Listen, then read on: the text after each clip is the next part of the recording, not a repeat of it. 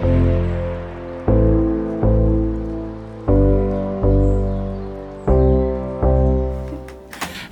welcome to TiffDoesLoans podcast. So today I have Diego Vazquez. Hello, everybody. Woo-woo. Another with KW Legacy. Yes, ma'am. And then they're kind of in the Newport office. Is that kind of where you're Costa based Mesa. out of? Costa Mesa. Okay. Yeah, they just opened that office, and they took it over from a prior one that was off of Bristol Street. I don't know how familiar. Yes. I'm sure you're familiar.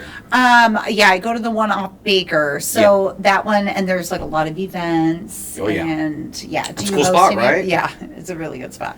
Yeah. And okay, so just to get started, why don't you just kind of start with telling us your journey into real estate? Okay.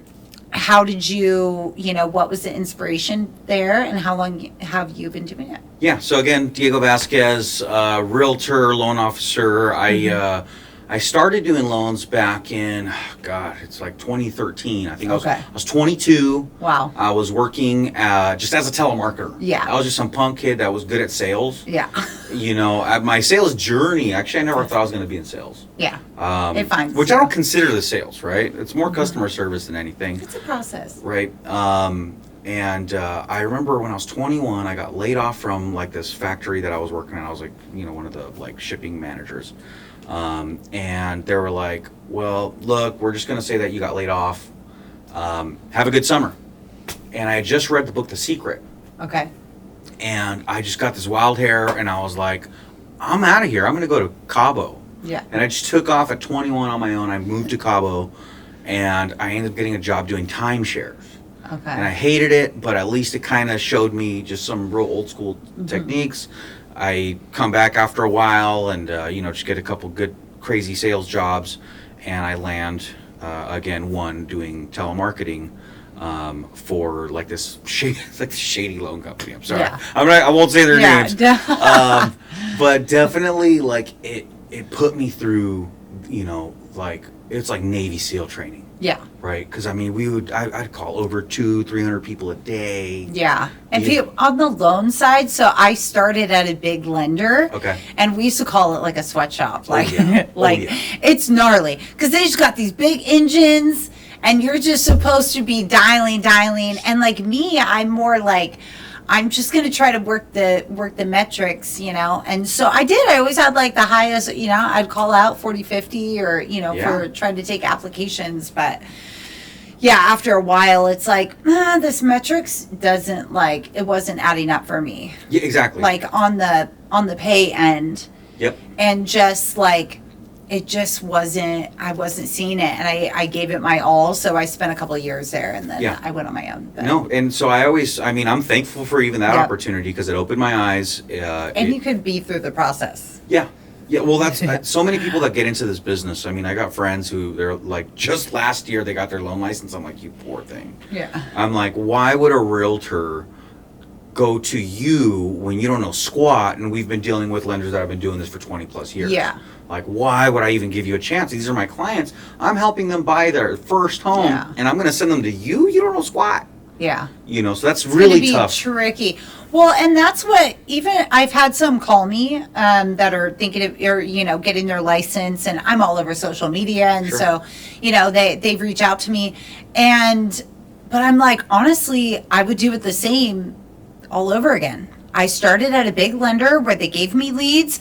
I've closed over 90 loans. I've been through the process. Exactly. I didn't just start on my own. Like, now I know I can run my business successfully because I know the process in and out, and I know of the fires that are gonna. Yeah. No, you've been. I know how to put the fires out. At this point, I have my fire extinguisher. Yeah. Yeah, at this point you're a vet. Yeah. And that's what it takes. But there's so many different things that can happen. Yes. Yeah, with a loan, which is why you just got to go through the process. And that's why you should go work for like a big lender or a bank. Work for the sweatshops, guys. Yeah. Like literally, just to get your experience. But I wish that the only thing that I would change from how I did it was my mindset, because I got my loan license and I ended up going in there. But my mind was like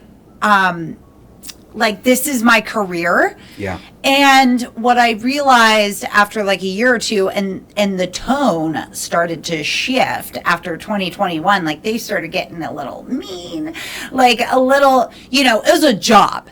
Yeah, that was the thing. Your career it was turned into a job. a job, and I was like, wait a minute. I thought I was going to be building my business, and I thought I was building my career, but really, I needed to. I wish I would have had that mindset. And what I tell them, like, look, go work for a great company that's going to give you leads for that first year, maybe year and a half, however long you need it. Like now, you would probably need to be there longer because not as many deals are coming in. Yeah. So, like a year in between a year and a half, and then take that experience and go, but just know in your mind and set that expectation, like you're coming in here to get experience. Grind as much as you can, get as many in there so you can learn the ins and the outs, because the process, there's so many hands in the cookie jar. Yeah. You have to, there are like so many, every time, and every loan is different. You're with a different underwriter, you're with a different processor, you're with especially at those companies, but like different title company, especially if you're doing purchase. Yeah, I would say take it as a paid internship, right? Yeah. Other people go to school for 4 years, Yep. 8 years, however long, and then they get out, they got no experience anyway. Yeah. Right? And then they still don't get hired. Yep. Whereas here, you're on the job, you're going to get training on the job. It's your job to get licensed. Yep. Go get your own license, because most of these... they'll pay for it. Well, actually, a lot of them, mine, they didn't want you to be licensed. Okay. Oh, yeah, mine. Well, I passed my test. They paid for everything. Yeah, no, mine didn't want me to be licensed. I got licensed so they could with them. Take advantage of the pay. Exactly. Because I was closing like 13 to 18 loans a month for them. You know what I was getting paid? Did you get 30 bips? I was getting paid like a flat, like 5 to 10K a month. I was getting paid in bips. No. Is that different? Okay. No, well, I know bips, but no, they weren't paying us in bips. They were literally just like, yeah, if you get 10 loans, more than 10 loans a month, we'll pay you 10,000, but then they would give you, like, they basically hold the stick, the carrot on the stick, where like, oh, well, we were going to pay you this, but this loan fell out and this, and then you end up at like 5K. So I dealt with that for a while. Yeah. My career turned into a job quick. Yeah. But I took it as a paid internship. And I said, as long as you have the right mindset. Yeah. It's like, look, and like you said, most people go to school, so just think of it like, look, it's your first. If you want to be a successful business owner, it's like, look, just go in the back of the house for a little bit, like learn the process, learn the lingo. Yeah. Learn how to negotiate. Because especially if you go to one of like the big retails, they got some really good managers. Like I got really lucky. Like that guy made me a better adult. Yeah, I'd call him panicking. And I came from the bar.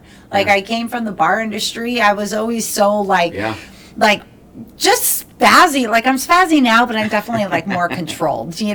Like but before when I landed there, I was just, things are out of my control. And he was super cool. Like he would talk to me like, have you done everything? Is it out of your control? Okay, now time is money. So he really like taught me that process.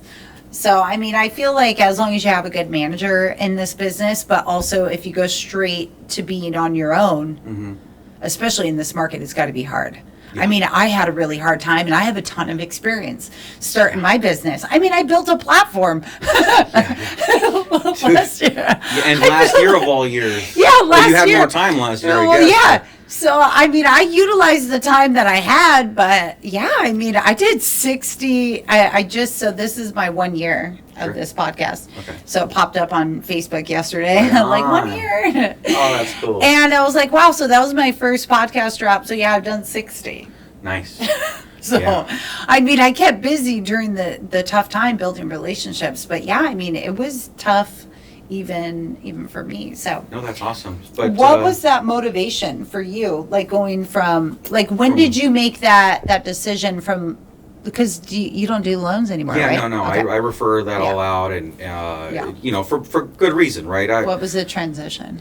So 2018, I remember, thinking, man, these realtors got it easy. I'm over here doing all this paperwork. I got. Man. Oh boy, was I wrong. No, because they have to do. I see. I'm the opposite. I'm like, I don't want to do the agent's I was job. wrong, and my good friend Veronica Mendoza, who she was always like there for me in the beginning, and still to this day. Yeah. So 2018, I was like, I'm gonna give it a shot. And again, I was already doing videos at this time. Yeah. So I'm like talking crap. I'm like, man, you realtors you got it easy. I'm like, I'll do your job and mine. And at the time, this company, Cal Mutual, that I started working for. So I had left that shady company. I got my own thing going on, and I joined Cal Mutual. And they had this thing where they're like, okay, we'll use our in-house lender and use our realtors, and we'll give you 1% to put towards your, closing costs or buying the rate down, whatever it is. You're gonna get 1 point. Which is awesome. That's like what, 7-10 grand, that they'll give to you. So I'm like, okay, I'm gonna get my real estate license, stay with this broker, and do everything in house. I'm gonna make more money, and that was the original thought process to it. Well, again, boy, was I wrong. To try to do all of that by yourself is ridiculous. It's so hard. It's, especially still coming up in the business. I mean, at the time I'm like 28.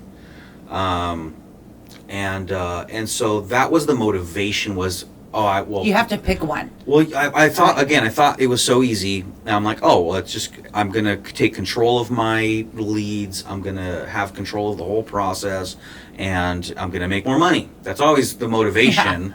Yeah. And then you realize quick that I'm in over my head. It's just too much work for, and now I'm putting all this time and effort into one person. And then let's say that deal falls out. You just wasted everyone's time. Yep. Right. So that's when I decided, okay, let's move over to real estate, because I actually like it. I do like to go out and show homes. I do like to help these people on their very first time ever doing this. I mean, they're in over their head. They're worried that they're going to pick the wrong house. They get an escrow and they're more stressed out now because they're like, it's happening, it's real. Yeah. And I can explain to them like, hey, listen, like, my job is to make sure that it is the right house. Yeah. You're going to pick the house, right? Most of my clients, I've had clients tell me, oh my God, my last realtor, they did nothing. I'm the one that found the house. And I say, my job as a realtor, especially with Zillow and Redfin and all these, it's not to find you the house. It's to keep you out of court, right? I mean, it's California. Yeah. So my job is not only to keep you out of court, but make sure you're getting a good deal. Well, thank you. So it's like if you're going to go buy a used car, right? Yeah. It would be smart to take a mechanic with you, so that someone that you trust, so they can tell you, hey, this is messed up, that's messed up. Good. Don't buy that car, buy this one. Exactly. I know you like the red color on that one, but this one's actually going to last you. So that's what my job is. I'm here to help you hire inspectors and just, again, make sure you even get the house under an escrow, because there's so many people that think that that's easy, and it's not. No. We got 10 other offers. And because you have, like, the other agent, they're with the seller. They're listing this house. They are trying to get the best possible deal for their client. So so many are like, oh, I don't have a realtor, or they try to use the same one. And I'm like, the buyer's agent is so important, because they're going to be fighting to get the best. Well, they're going to be fighting to get you the best. Yeah. If you don't have anybody for you specifically, then you're not going to get the best. Like, it's going to fall in the cracks. Exactly.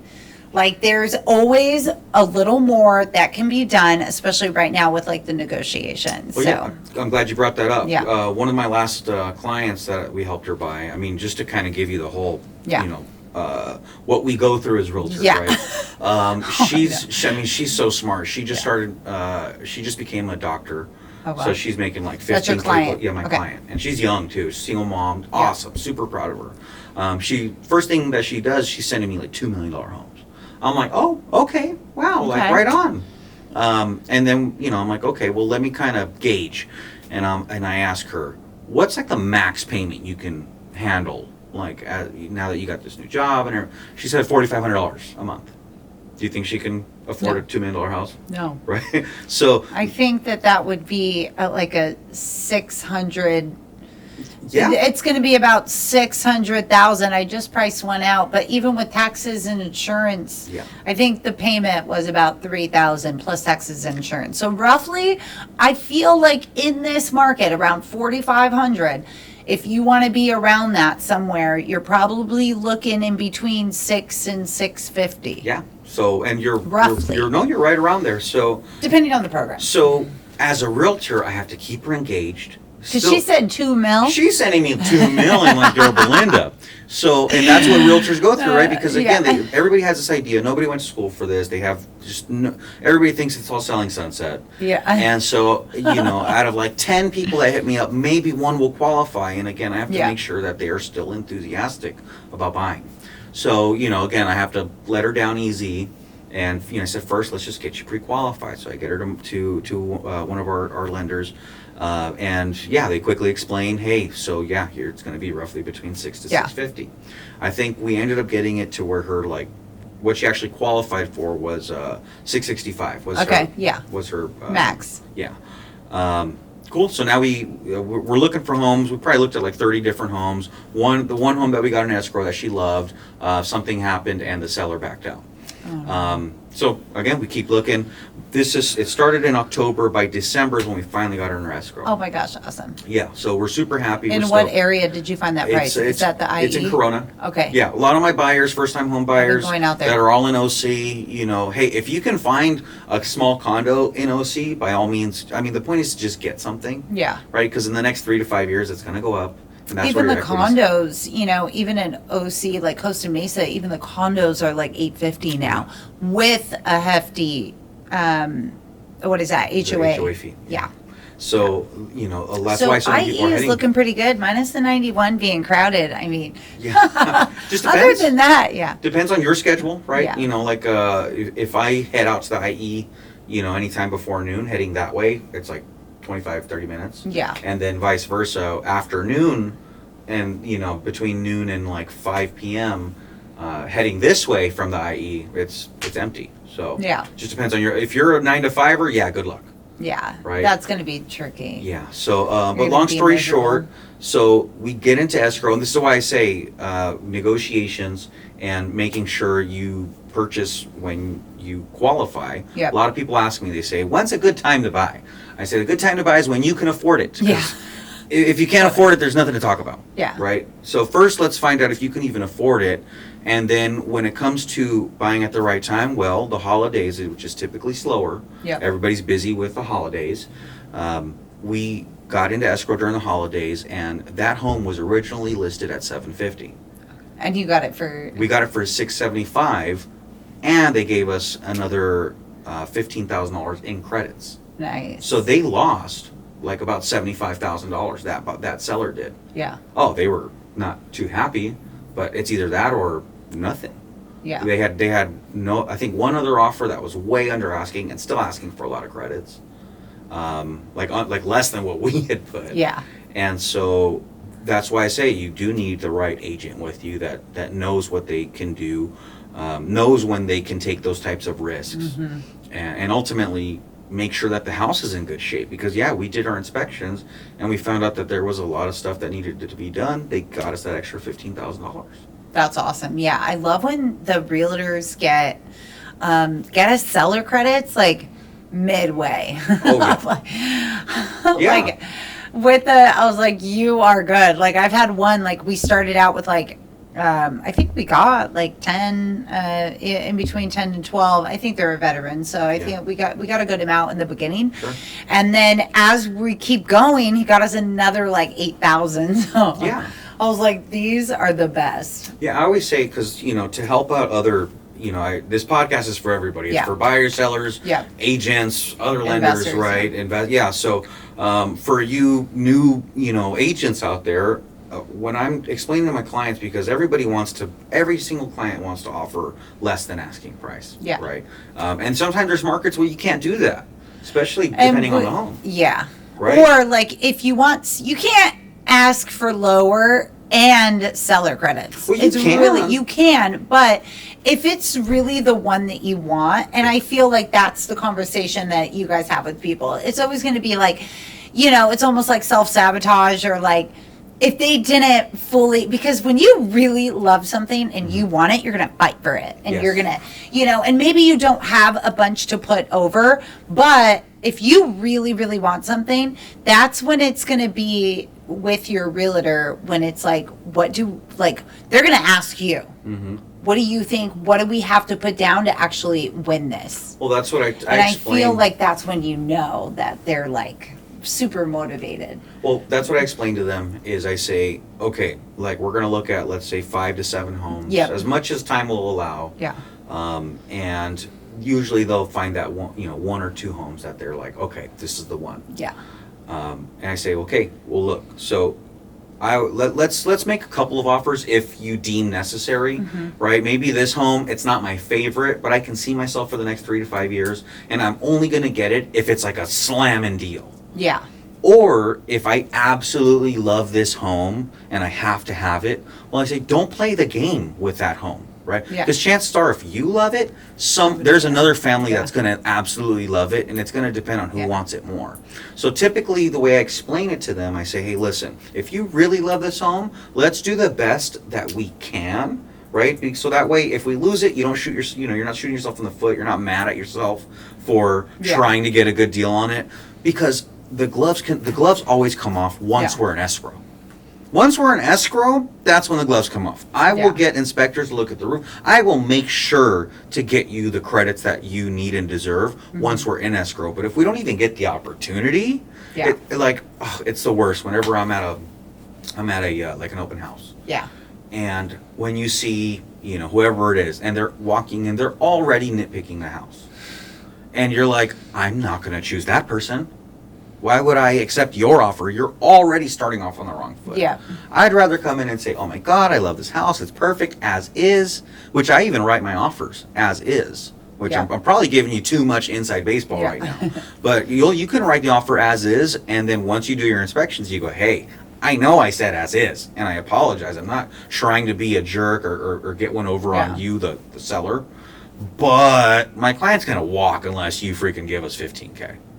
So as long as something comes back on the Which if it's a inspection. if it's a a used home, it's something. there's always something, right? There's always going to be something. There's So always gonna be and that's something. another thing which we can always explain later. But whenever you do your inspections, oh my God, it's like a freaking book of things that are wrong. Don't waive them. Yeah, well, A lot of people were waiving them in 2021. yeah, I mean, as long as you have your loan contingency, that's your get out of jail free card. Right. You could waive the other two, don't really matter. Yeah. You still have your get out of jail free card. No, but in 2021, everybody was waiving their inspections. So they weren't tied to the loan. Well, you can, I mean, again, put it this way. Hey, I don't have an inspection contingency or an appraisal contingency, but my loan fell out. Sorry, got to go by. Yeah. You know what I'm saying? Like, we can argue semantics later, but essentially I could back out if I need to. Yeah. And I feel like they're pretty protected at this point. Exactly. Like to be able. And I don't think I've ever had, I've done a lot of deals and I don't think I've ever had a seller or somebody keep their like earnest money or like not give their earnest money back. Well, I don't think I've ever fully had that. I'm sure it happens in some cases. It does happen. But as long as, if there's like another, I guess maybe the ones that I've had, if they have fallen through, it's just been kind of lucky. Or it would probably be harder now because they don't have people lining up. But before, it was like, whatever, they're going to get another one in right away. I get what you're saying. Yeah, but now it's probably... Well, no, you have to be with the right agent, because the wrong agent will lose you money. They're going to lose your deposit, so that's very possible. I just ran into a new buyer that they almost lost theirs. Luckily, the seller actually backed out, but they had already waived all contingencies, and their lender, which I don't know that lender, and I would love to find out who they are, because that lender never even gave them a real pre-approval. They were in escrow at a property for like $700,000. They were only qualified for $400,000. I have been seeing that. I just did an open house like a couple of weeks ago, and in Elsinore, and I had these people come in and they actually put an offer in, and they gave me all their stuff. So I was like, okay, sweet. But the next day, and they gave me like everything, and I was like, two of these things, they're not even qualified. Yeah. So I didn't know that realtor. I just met her. She had came in, but I gave her a courtesy. I'm like, hey, I like did everything. It doesn't look like I even talked to an underwriter. Like I sent sent everything out. So I gave her I was like, I just want to give you a courteous. I don't know who gave you that pre-approval, but I would do some picking. I would call them and try to dig a little deeper as to what they did, because not only did I get their docs, I sent it in, I talked to an underwriter, and we even ballparked like exceptions that might work for them.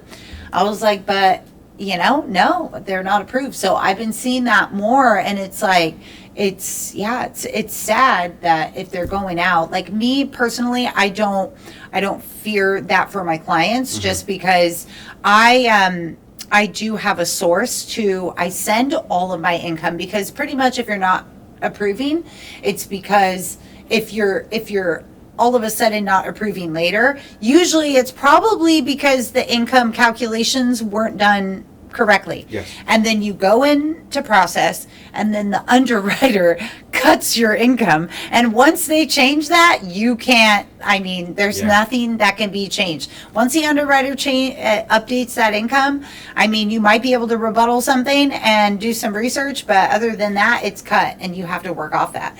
So it's like, for me personally, I send the income in, like I'll do the regular, but anything, even my LESs, I just send all their variable, especially variable. Yeah. And I have like an underwriting team that does it. Yeah. So I'm like, here, calculate all this. So then, it's stronger for them, especially in this market. I don't have to worry about it. They don't have to worry about it. I let the realtor know, like, hey, I had everything calculated by an underwriter. So, in this market, and that's how it should be. It shouldn't be a pre-approval without that, like without having that conversation. Like, even you as a realtor, like it should be a standard to where it's like, oh yeah, my loan officer or whoever, they made sure that, I guess some are easy, I get that, but like pretty much have it reviewed, Well, yeah, it's important. Have it really calculated. It's important when you're looking to buy or refinance, right? It's important to have a good team. Yeah. And that's the difference between like, oh, I got this guy, he's been doing this for 20 plus years. He's just this old man, this like tiny little office, and it's just by himself. Nothing against age, just, systems and processes are here to help you, right? Like Tiff has an entire team that's going to back her up and make sure that things get done right. So that way, when you are ready to buy, you're actually ready. Yeah. You're not going into escrow, not even knowing what you're paying, because that's what's happening a lot. They don't know what their payment's going to be. Oh my gosh, that's right? wild. Like where are they going? Yeah. I steer off the rate. I'm a very good pivoter. I've learned very well to pivot. I do not highlight. I probably say the rate one time because they have to hear it. But I barely say it. I'm like, oh, you'll probably be in between here, like 6.2 and like 6.5. The payment is the principal and interest. So I say it really quick, and then I focus on that. Like, can you afford this? Exactly.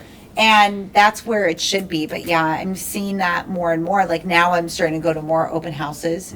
And yeah, I'm like, man. And then it kind of like bums me out because I'm like, I get this full app and they're out putting offers in. And I'm like, man, what is that other loan officer doing? Like, why do they have them out shopping? Yeah, they just focus on getting the trust without giving numbers, which is even crazier to me. It's like, how do you trust someone that won't give you a straight up answer?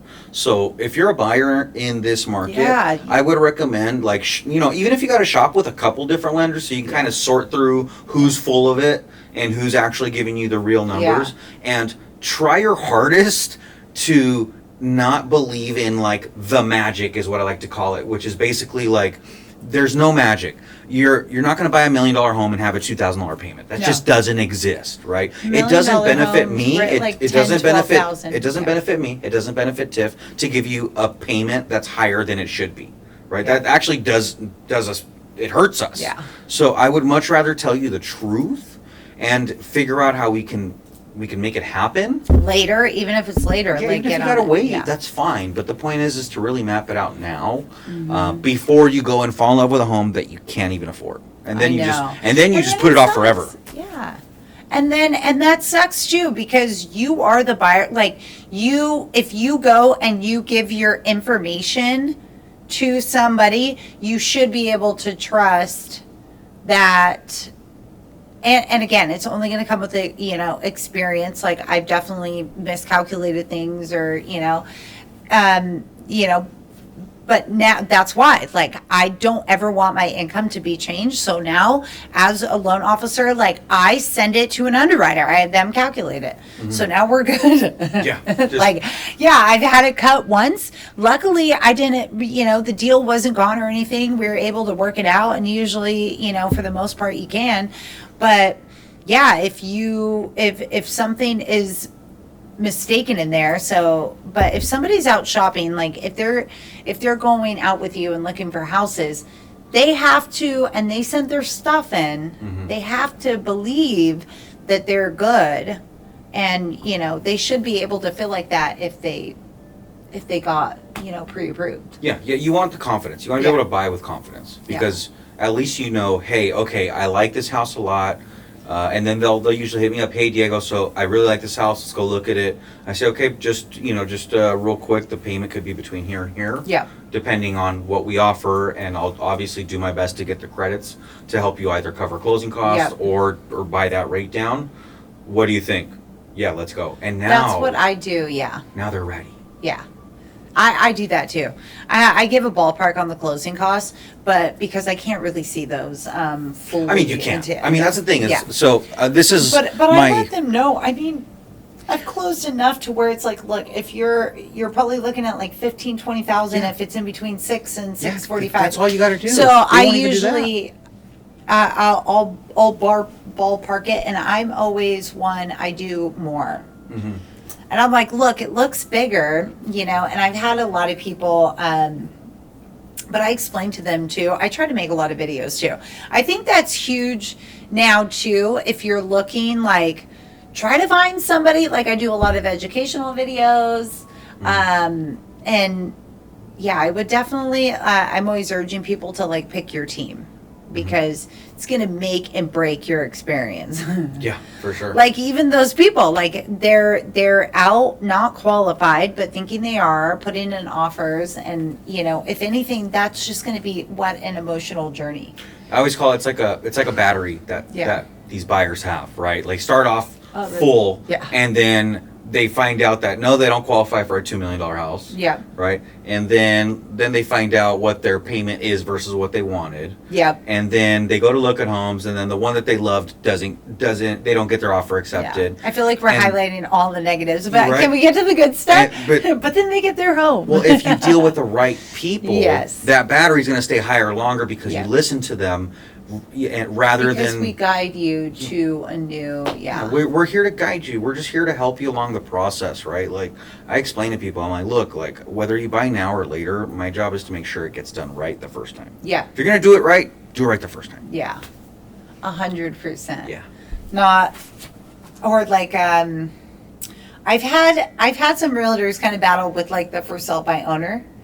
Have you had any of them do like listed themselves for sell by owner, but then ask your help the whole time? Sure. So, what do you do in those cases? Well, so in those cases, realistically, I'm very like, I got my chops doing cold calls. So I'm very, like, my time is very important on the phone. And I explain that to anybody that's doing cold calls. Your time is very important. Don't bend over backwards for these people, because they're just going to take you for a ride. When it comes to for sale by owner, I explain to them very simply. All right, look, so what's going to happen is, I know you want me to find you a buyer, okay? I'm going to find a buyer, and then I'm going to put an offer on your house, and I'm going to put you through the ringer. I am going to get so much money out of you, you're going to wish I represented you. Yeah. So I would much rather represent you, so my fiduciary responsibility is to you and not someone else. Well, why don't you just find the buyer and I'll pay you this much? Again, you're paying me to represent someone else. Yeah. Why don't I represent you and make sure that these buyers don't come in thinking that they run shit? They don't run anything. But that's the thing, is like you said before, it's like, I'm like your attorney when it comes to court. Yeah. Are you not going to pay your attorney? And they'll joke, well, not if it's small claims. This is $1 million house. This is not small claims. Yeah, and it's a process. And if you have a really good realtor and a really good loan officer, odds are your process was not that simple, but we never let it get to you. Yeah. Like, I've definitely had some yeah. files. Like, Oh my God. Like, dude, you fell out of qualifying 3 times. Yep. Oh yeah. But I saved you. Then I let them know that this came up on the property, and then that they had to go add this. Hey, by the way, you own 16 properties you can tell us about? Yeah. Oh, my attorney said I didn't have to. Things popping up. So it's like there's definitely been some times when I'm like, okay, we're not gonna, just, it's been a fluctuating, but then they're like, wow, that was super smooth. Yeah, like, I got a question. for you, like, I'm great. when did realtors become more hated than attorneys? Like, what happened? I don't know. I think that I don't know what it is. I definitely think a lot of it has to do with social media. Sure. Is highlighting certain, maybe the selling sunset, like you said, Yeah. stuff like that people have it in these minds that realtors just like make a ton of money. Yeah.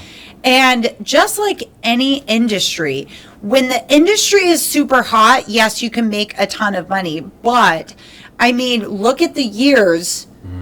It's been, they even put out like a 71% or something of realtors didn't even close last year. Sold one house. So it didn't sell one house.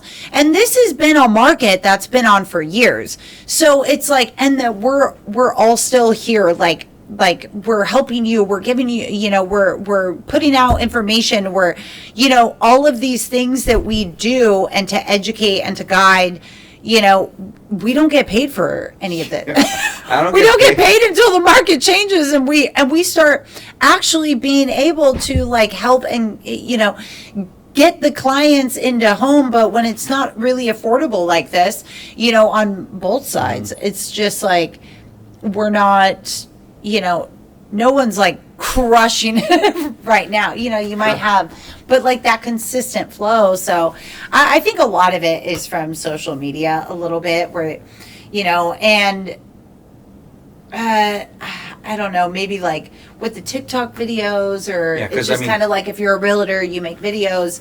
I mean, I don't really know when they took that turn. Well, I think it was obviously, or not just that, it is, it's everything. Yeah. Even with the NER lawsuit that happened, people are trying to somehow say that realtors are overpaid. I don't think so. Don't get me wrong, some might be, Yeah. because they honestly don't deserve the business that they've got.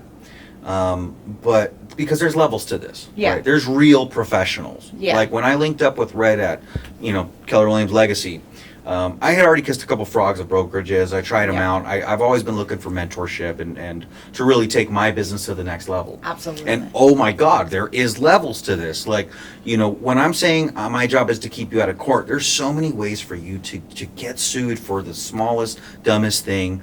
Or you end up not getting what you wanted or something happened to the home that you buy. Yeah. And now you want to go and sue people. Again, our job is to keep all of that from happening. At the same time, out of 10 people that hit me up that either want to buy or sell, maybe only 1 or 2, that's like 10% that we even get of business. And we finally get that, let's say 1 or 2 deals or 3 deals a month that you're getting. You're like, yeah. And you still have to pay brokerage dues. You still have to pay your well, and it's just like to run your business. Like we're all self-employed. We're self-employed. Yeah. so for what it's worth, be nice to your realtors. Be nice to your loan officers because again, they're not getting paid while they're talking to you. And for you guys to end up, thank God, knock on wood, it hasn't happened to me yet. But where you'll show them 30 plus homes, and then they go, "Can you send us some rentals?" Yeah. Oh my God. That has to be gnarly. Well, yeah, that's gotta suck for these poor agents. There is one meme or like one reel that I do love so much, but a lot of the realtors do it. But when they're driving in the car and it's like they're like jamming out, like, okay, yeah, like gonna crush it, like got this rap on. And then it's like it comes through. It's like a 949 number just called. Thanks for showing me the 30 homes, but my uncle's brother, cousin said that I should look at foreclosure deals right now. Oh my God. She's like, thanks for selling me. And it's like the drive off the cliff? Yeah. Well, and the system is just like reading it out, and they're like just like in the vibe, you know. And then that is a reel that is really funny to me, but I'm sure it's not funny when it's happening. I'm sure it's happening. I'm sure that it's not. I'm sure makes that these realtors want to drive off a cliff. I'm sure that when you hear that, but absolutely, you know that does go on. I mean, I've worked with people for months. I've even been to the point where they were only qualifying because of me. And then they shopped me and they left. And it can be brutal. Yeah. It's like, oh my gosh, like I spent months, helping them, guiding them, doing their credit. Yeah. And but I mean, it's a brutal business. Like they're not, they're not connected.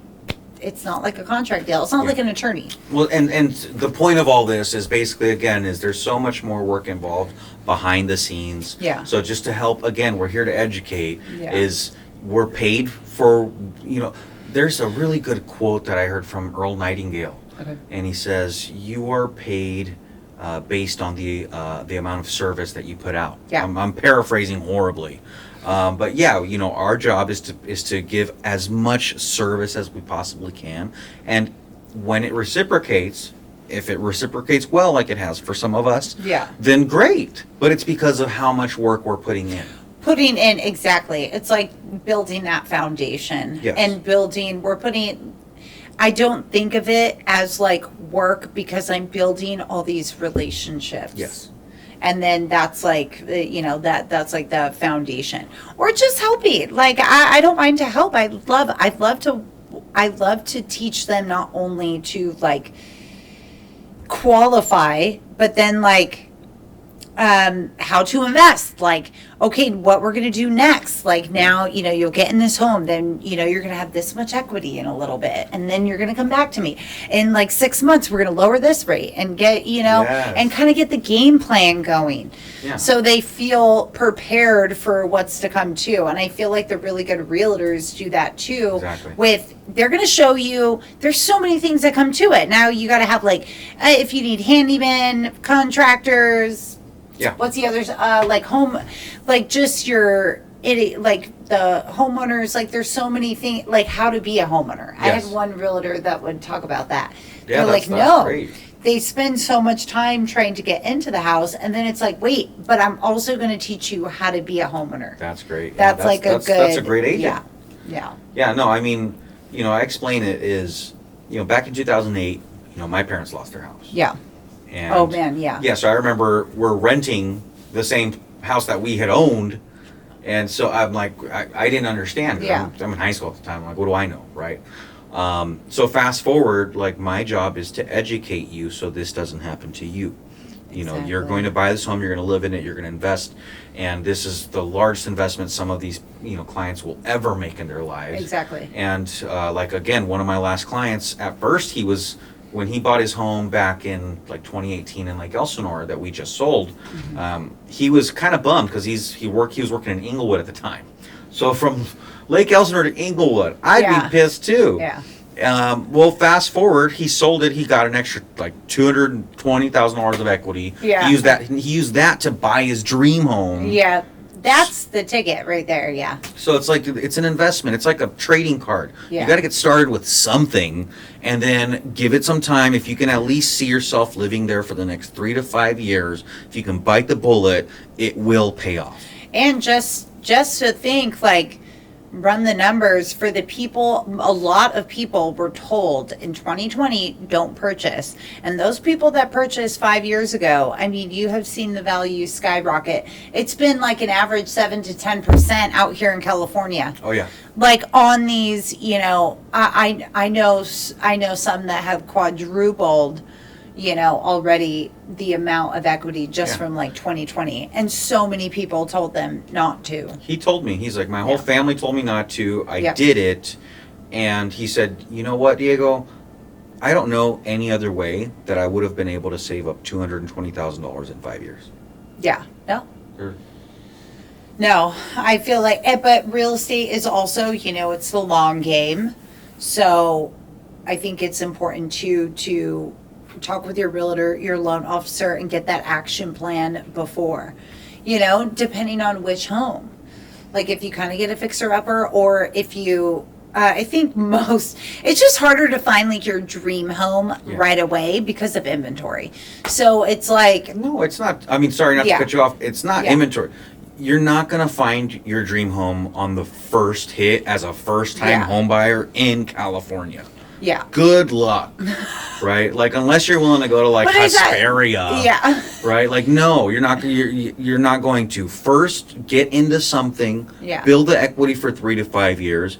We don't know what's going to happen in the market. Yeah. We don't have a crystal ball. Just get into something and then sell it. And then you could buy your dream home. Yeah. But unless you got buku bucks, unless you're talking about like you got 300,000-400,000, and even then there's $1 million homes that are pieces of crap in Anaheim. Yeah. So like 100%. Just because they're $1 million homes doesn't mean they're amazing. Right? No. So the point is again, get started, get into something, get into the game of Monopoly now as soon as you can afford it. Again, if you can't afford it, we got nothing to talk about. But I will help you get there, but let's get started and then you'll be able to sell and get the home of your dreams. I wanted to touch on, so you also have a podcast. Oh, yeah. So yours is Not a Boring Real Estate Podcast. That's us, yeah. So you guys have been, you have a couple people. Do you have another host? Yeah, so it's myself and Ryan Domas. He's also with Keller Williams. And it's nice to be on someone else's podcast for a change, so thanks for having me. We basically started off and we were just kind of, we were watching like the BAM. They had one for BAM, and there was like one or two other ones.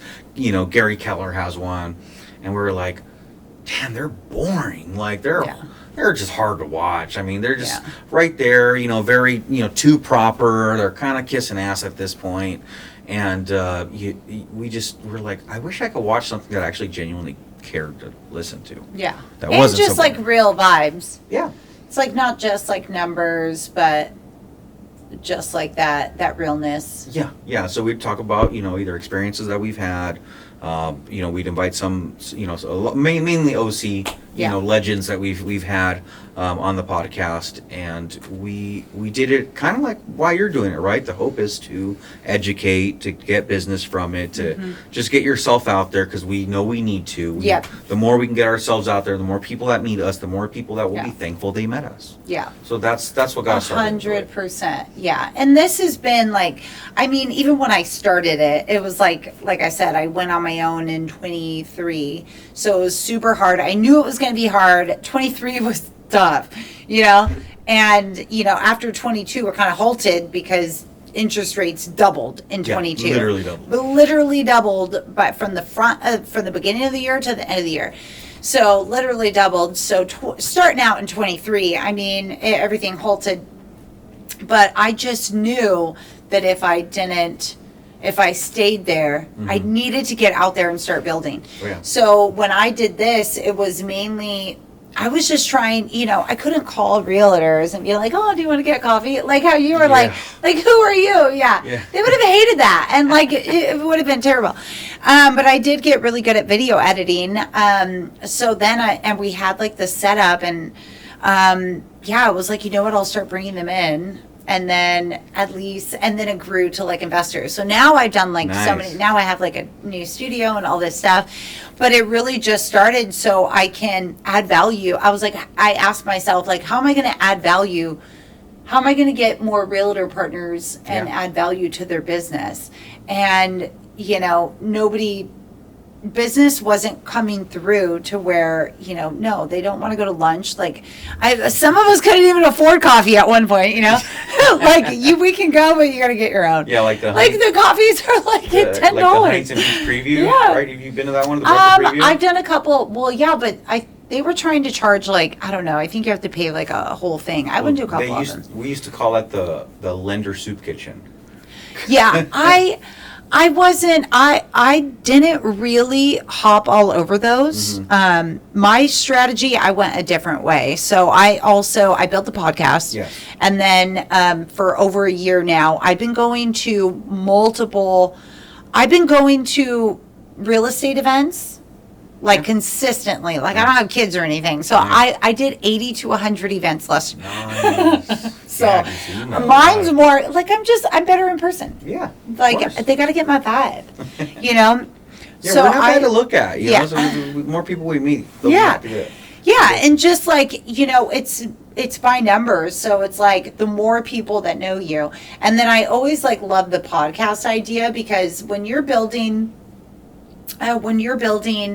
you know, your brand or your message, it's like right off the bat, it's like, and you're interviewing, you know, when you're interviewing people and you're highlighting their business, it's like you're coming and we're educating, but you're already like showing your, you know, like you're showing your character through that. Yeah. Like you're here to serve. Like I'm here, I want to help you, you can help me, I'll, you know, make content, do these things. So I really like that That's aspect. very smart on your end, because Yeah. again, we just I came like out that of aspect. as two realtors Yeah. that just needed a vent. Yeah. More than anything. It was It more was a therapy. venting time, It yeah. was more therapy That's than hilarious. anything. Yeah. But as a lender, this is beneficial to other realtors, and yeah, of course, any business that comes from this, it's like we're gonna pass it back on to you Yeah. as a thank you. It's the Yeah. least we could do. We're getting free Well, freaking content. Well, and that's what with like Instagram you could collab. So I started doing that. I was I usually do 3, so like per person. But for, you know, I'll give each person that I interview a couple of days all over all of my platforms, and Sure, I'm just yeah. you know, when I highlight them, I highlight their business. We open up. We also collaborate, so that opens up if anybody on their side or my side comments or responds, then it's like they see it, like they have access. Yeah, you I know? think where we messed up was we would get people drunk on our show. Oh no, yeah. And so, we would just like open the whiskey, and then they're like, "Yeah, I don't like the way I look," I and know. they wouldn't share it. So I mean, that was, again, it was more just us venting, having a good time, getting a couple drinks Well, in. and that's going to be tough too. Like if you're drinking and then And these you're are like gonna say other something. lenders. Yeah. These are lenders. These are title officers. escrow I have officers. always. I'm actually. Next week, I'm 1 year sober. Oh wow! Congrats. Yeah. No alcohol for me. That's So that is coming up. But really, while I've been building my business, see me, I'm more of an addictive personality. Sure. So yeah, with the whole drinking, especially like on mics or whatever, even if I was still drinking, I would not take it. Because Shout out to Ryan and everybody that's been on the I podcast. would- Man. I we had would- good times. I know I would definitely like worry about, you know, just like, how that person. I've only had one person I did not post Yeah. because they didn't like how it looked. Sure. But other than that, Those are good times. I think I could imagine. Yeah. Like just like taking shots. I wonder if there's probably some podcasts that are like more just like focused like that. Yeah. Again, we wanted it to be something that you enjoy to listen to, still informative. Yeah. You know, would explain, again, having about a the good processes, but we wanted it to be more entertaining than educational. Yeah. Yeah. I am at this point. I mean, I just want to try to get people on the right path and get them connected with like maybe their next realtor or, you know, and now that I've done quite a few, I can, if someone's like looking, I'm like, or like investors, I've been sending their videos like, hey, watch this.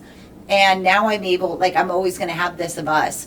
So if I have somebody that's looking in the area, or I feel like that you would be, you know, I get to send them your video so they get to see you. Yeah. So I think it helps with like the referral side too. Thank you. So and that is, I'm going to have everything listed below, but that is Not a Boring Real Estate Podcast. That's it. Okay. Yeah. And- On Instagram, Not a Boring RE. podcast. RE.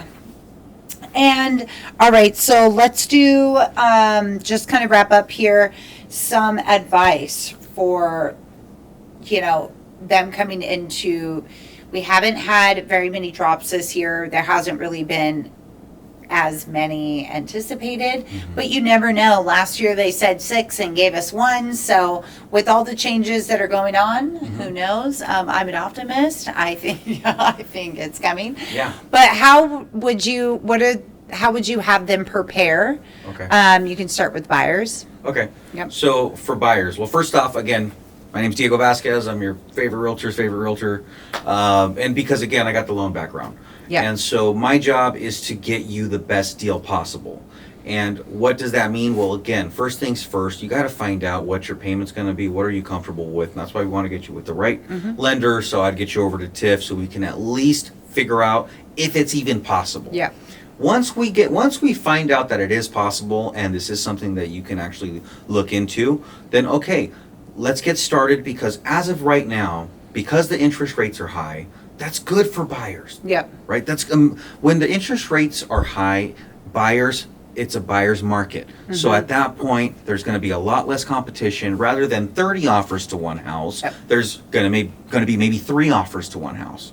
What would you prefer? If rates are 2% and there's 30 offers to one house, you got to go $100,000 above asking. Yeah. And then when you want something fixed, the seller says, well, I got 29 other offers, kick rocks. Either take it as is or leave it. Yeah. Or, yeah, your payment's a little bit higher, and, you're going to have to, well, you can cut a little bit out. So, yeah, your payment's going to be a little bit higher, but you have less competition on the house, and you can offer less than asking on some of these homes. And when it comes to getting stuff fixed, like the place needs a new roof, the water heater's busted, I can get you thousands of dollars to get this fixed on your own. Absolutely. And you'll even have money left over to get the interest rate lowered and get your payment lowered. Yep. So which would you prefer? Now, more negotiations. I try to tell them. Even and you'll refinance later. And as soon as they do come down, then yes, then you just refinance, and then you're not running out with the crowd. Now you just get to stay in your home. Yeah. Call me, and then we just get your payment lowered. Yeah. while your equity's going up. Yeah, while your equity is going up, 100%. And then final advice to the sellers. Advice to sellers. So advice to sellers. Advice to sellers is make sure that you have the right team to back you, right? The right agent will make sure that you get as much money as possible. And people think this is so easy and so simple that they could do it themselves. Yeah. Well, one of our latest listings that sold, we put it on the market for $530. We asked them not to put any money into it, just leave it as it is. We're going to put it on the market for $530. Their neighbor was completely remodeled. I mean, it was a nice. I mean, I'd rather live in that home than this one. Not for anything. This one had a newer roof and XYZ. We had reasons why ours was a better option. Yeah. But theirs was listed $15,000 higher, and again, inside was completely renovated. They sold for $500,000. So they lost $45,000 and still had to give up closing costs. It was ridiculous. They lost their ass on that house. Whereas our seller, we actually sold for $535,000. We sold $5,000 higher. Wow. And the other ones sold for less, and they kind of had the better house in a sense. In a sense, like theirs was the more visually appealing home. Wow. So why do you think that is? Yeah. Is that just like it's setting up expectations. It's choosing the right buyer that we feel is not going to give us as much trouble. Is working with their buyer's agent to make sure. Yeah. And not just that, we had a better options of buyers, because we actually had multiple offers, whereas this person probably only had that one person who'd been sitting on the market for 2 or 3 months. Oh, wow. And that buyer's agent did an amazing job. Yeah. So kudos to that buyer's agent. Yeah, that got all the deals. So there's differences when it comes to who's representing you. Awesome. And just make sure you listen to your agent. Pick the right team. Well, Diego, thank you so much for coming in. I'm going to have all Diego's information below. Feel free to like, share, comment, and subscribe. Bye. Bye. Thanks, everybody.